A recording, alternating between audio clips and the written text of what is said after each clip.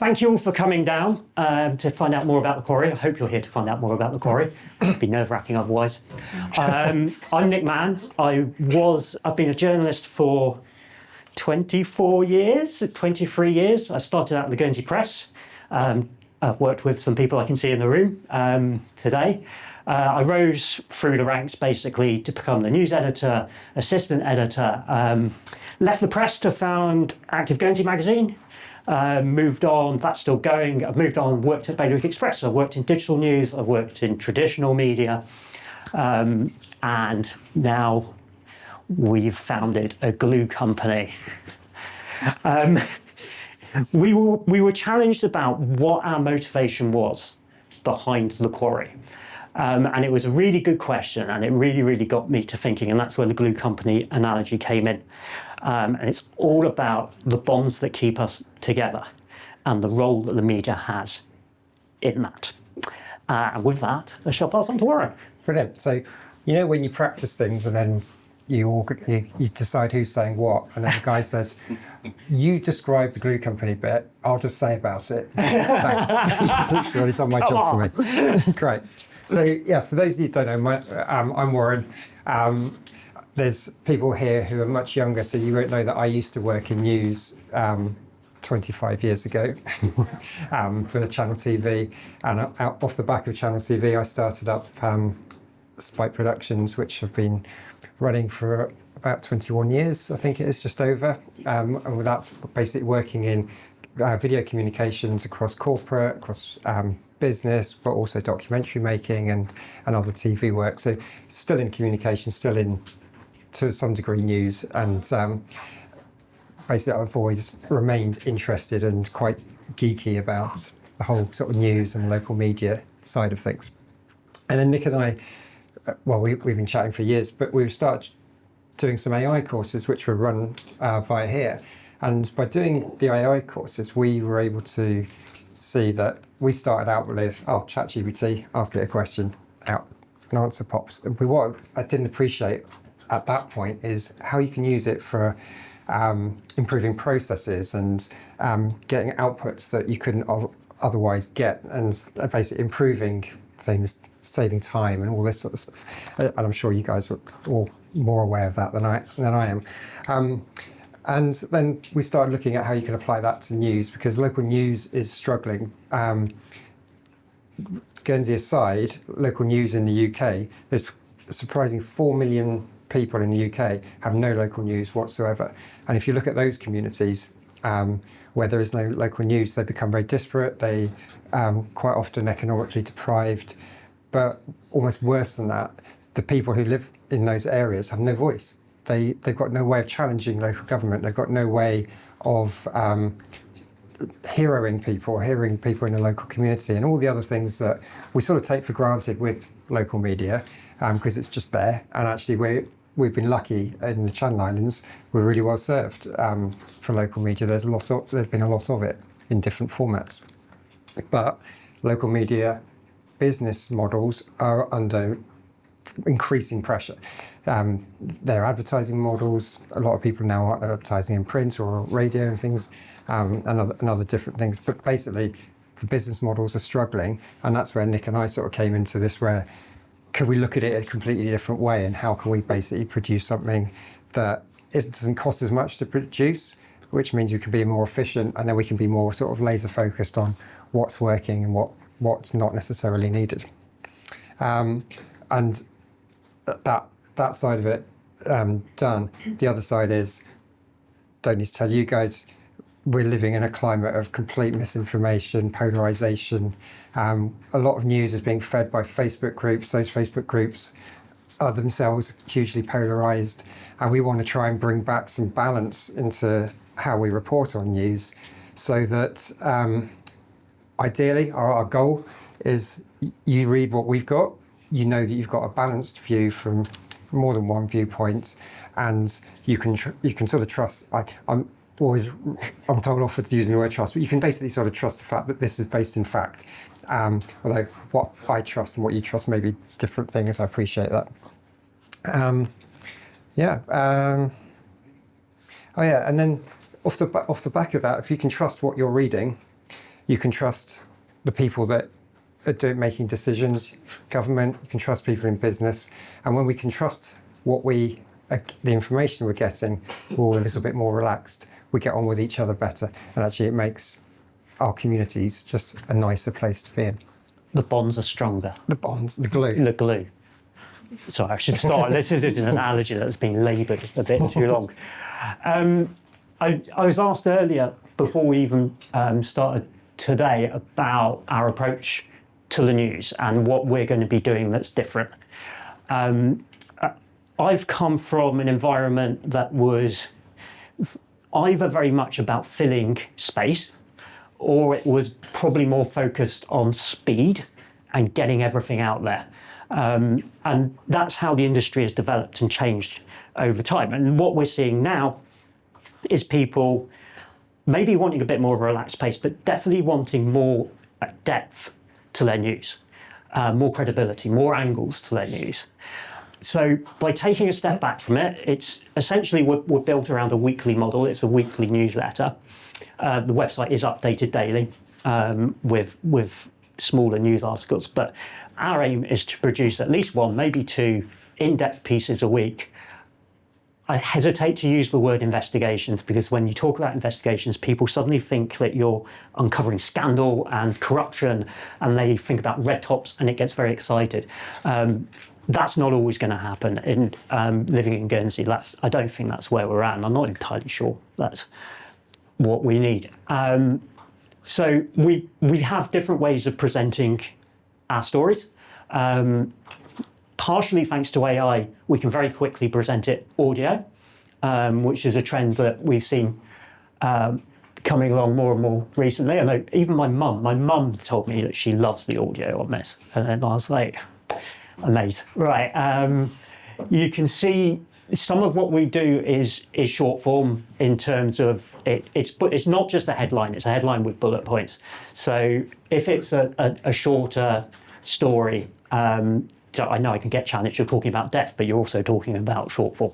But that's the way of balancing out a screaming headline, is actually quite quickly you can see what's coming up in those stories.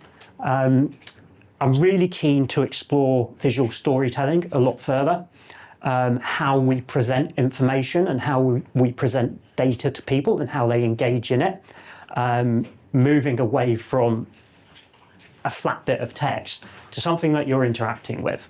New York Times does it amazingly. I'm not telling you we're going to be the New York Times, but I am telling you this is something that we are striving towards, is engaging our audiences with visualizations. I think that's me. Yeah. You won't be surprised to see that, given my background in video, that part of it is going to be video podcasting. You might recognise the set because it's there. It doesn't look like it.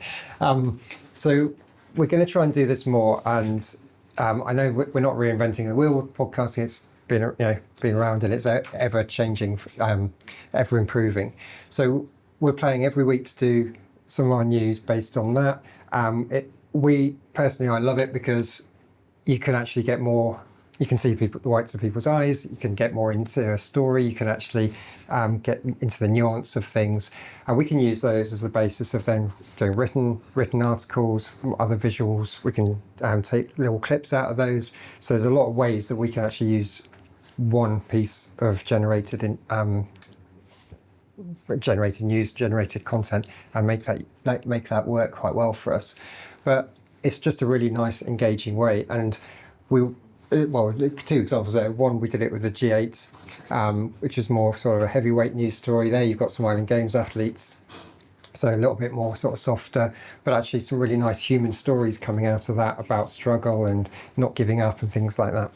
But we're also doing we're doing a monthly charity focus as well. So we've got a picture up there, but we had Grow in with one of the crew and a couple of people who worked there. So we got within the stories of that, and that was a really nice conversation. So we're heroing the local community in that way as well. And then for the month, we'll keep sort of pushing that out and using those stories, and we'll choose one a month and we'll just keep rolling with that. I think that probably works on that level. But it's basically just pick Nick's point. Summary. So basically, you've got your headlines, you've got your summary, you've got audio, you've got visual. So we're trying to cover all the different ways that people will want to consume. And on that, we're also, it's more of a work in progress, and probably from September onwards we'll be probably better at it, but engaging more young people from the school level on what content will work and what they want, how they want to consume it. We have done some work on that already. In fact, we had some really good conversations about how young people now want to consume their news, what they want from it, how they want us to find the sources of the information and not just take it as read, that you're giving them stuff that you're telling them the truth, essentially. I've spoken of AI visual storytelling. I mentioned it a little bit earlier, but I thought it really nice just to give some examples of what we've done so far. Things that I could never have dreamed of doing a year ago or 2 years ago. And certainly not when I started out in the industry, when it was a notepad, a pen, and you typed away on a typewriter and it went off to a printing press and all that kind of stuff. AI we're using in two different ways. It's tools for me to use in the background to help my work. So whether that's analysing documents, whether that's how you reformat information for people to use. And then it's also helping us and also monitoring calendar entry, all sorts of things like that, but also how we present the news. So I'll just talking around about these things.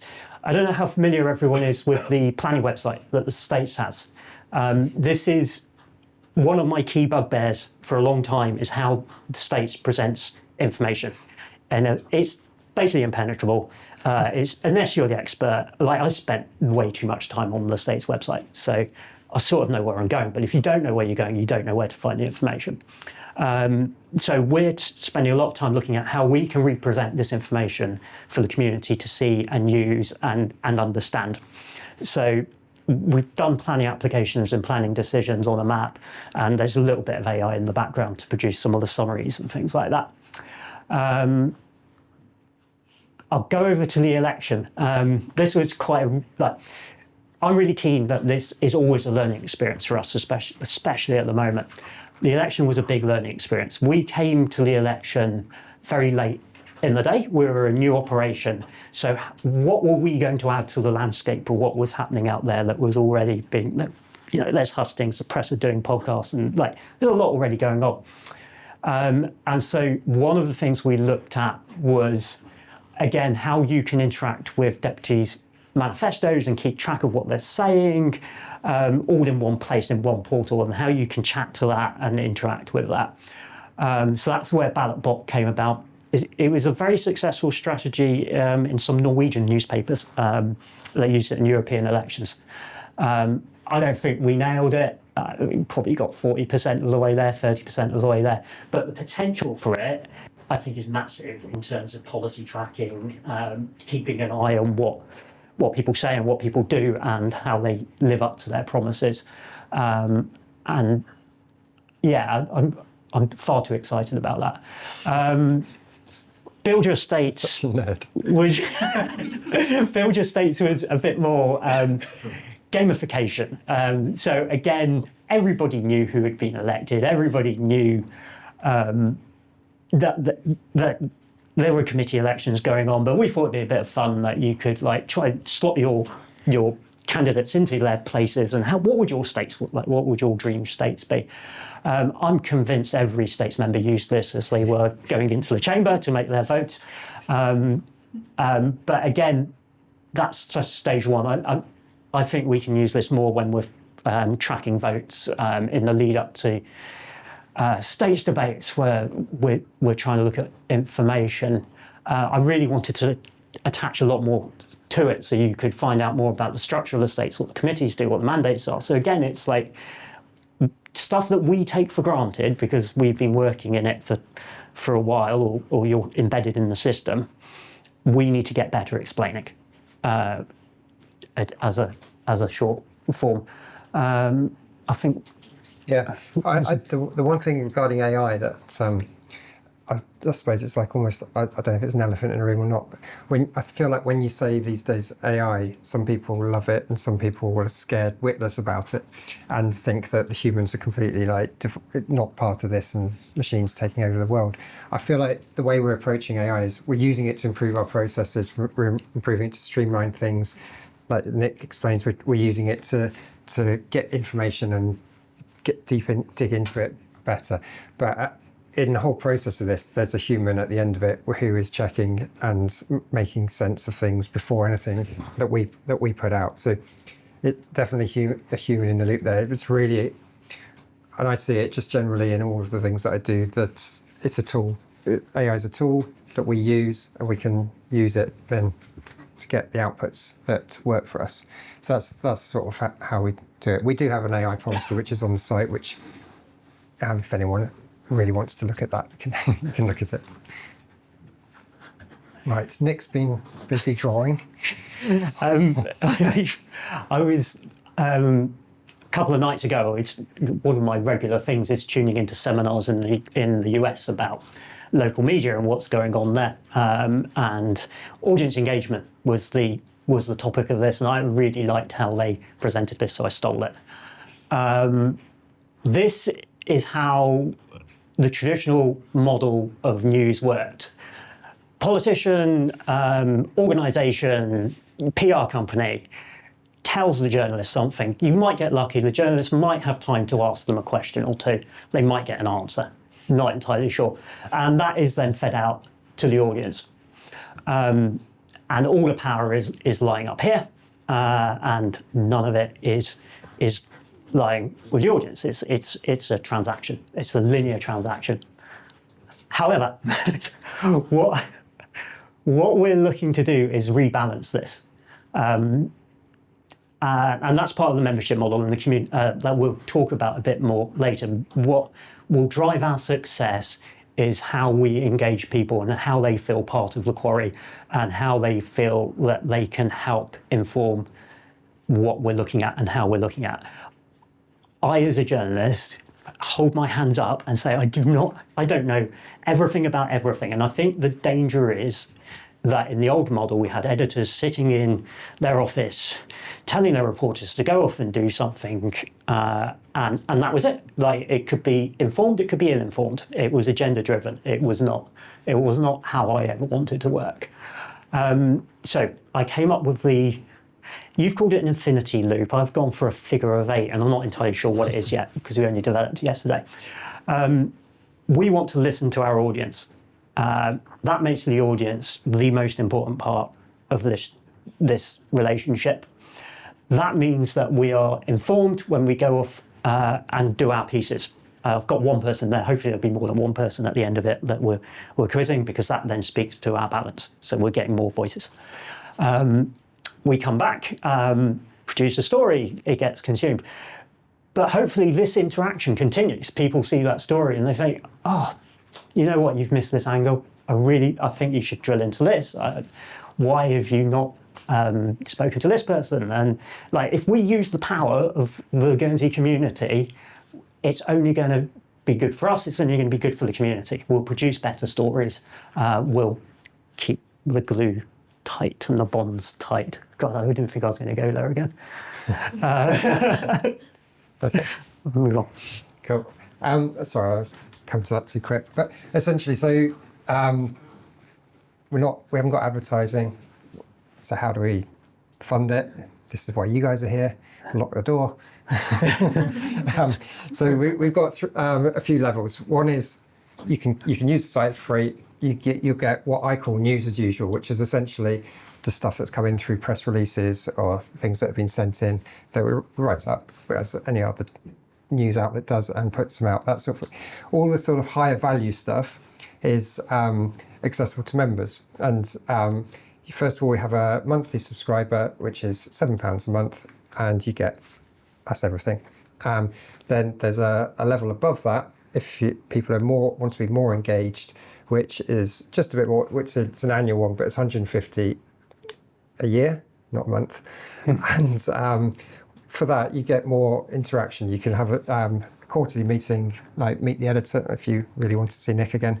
Meet the editor meeting, so you can have more input, more conversation about what are things missing, what are things going well, do you want to see more from things, do you want to see less of things, whatever it might be. And it's essentially the other level is an organisational level of exactly the same thing, which for an organisation you can start with essentially 10 seats, 10 subscribers.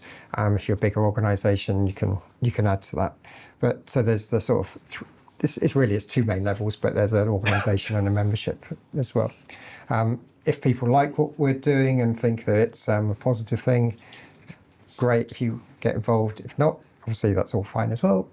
But obviously to make this work, that's it. There's no other income that we're bringing in or partnerships that we're looking to do, because we want to remain as fiercely independent as we can be, and as independent as we can. So that's the plan. So we're not going to be burying a story because our biggest advertiser is part of it or this sort of thing.